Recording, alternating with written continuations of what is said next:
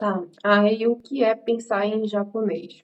Então, gente, no início aí do estudo na língua japonesa, muitos estudantes, eles se sentem na dependência aí de tradução.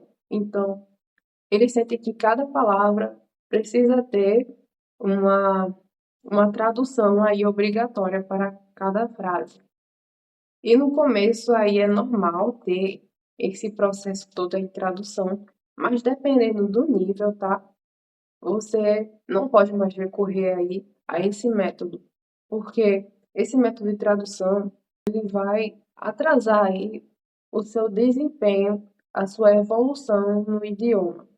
Então, pensar em japonês, gente, é quando você pensa, você abre mão aí dessa tradução, de ter que pensar em português, e você passa a pensar diretamente no idioma japonês.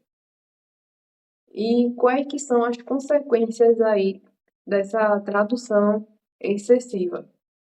Então, um dos problemas aí é o atraso na fala. Muita gente já passou por essa situação ou passa, né, até hoje, essa dificuldade de resposta, né? Tem uma dificuldade. Muitas vezes está falando com outra pessoa e aí você sente que você está fazendo a outra pessoa esperar muito pela sua resposta e parece que não vai sair. Então, isso aí é um problema desenvolvido pela tradução excessiva. E outro ponto é a falta de naturalidade aí das frases. Ou seja, você cria frases, mas elas saem com um jeito aportuguesado aí. Quando você vai criar a frase, você pega elementos do jeitinho que é falado no português e quer passar para o japonês.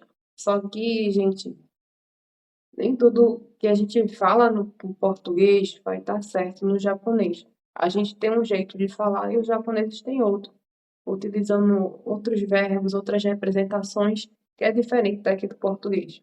Então, isso acaba causando uma falha aí estrutural da frase, da gramática.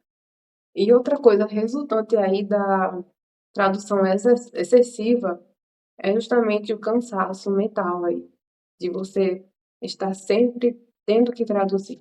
Então, você traduz muitas palavras, você passa por um processo mental grande para poder se comunicar com outra pessoa, e quando a pessoa vai falar com você também, você precisa passar por outro processo mental, traduzindo tudo o que a outra pessoa está falando.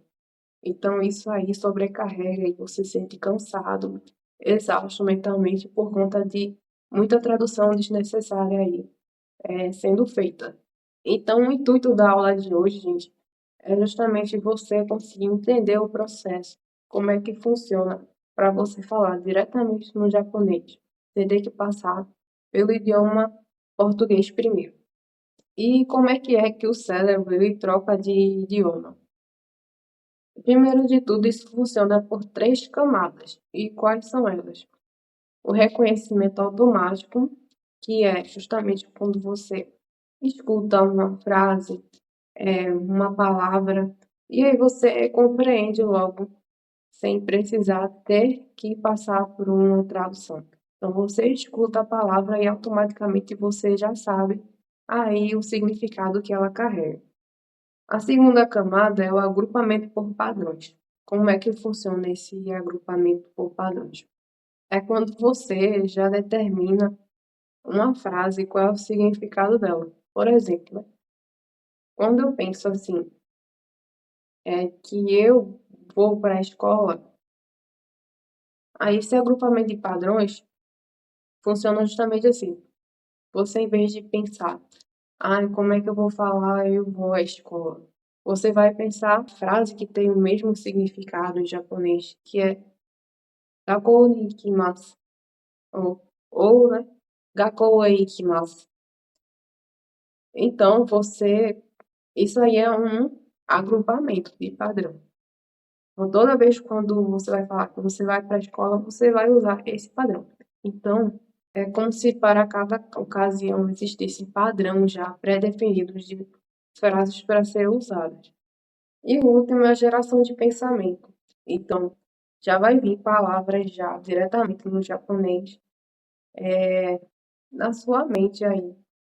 Você tem que ter todo aquele processo mental aí.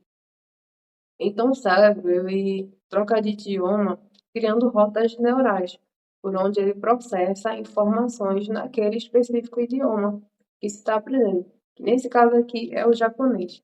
E a regra de ouro é justamente você treinar por padrões e não por palavras isoladas, gente. Então, como é que é treinar por padrões?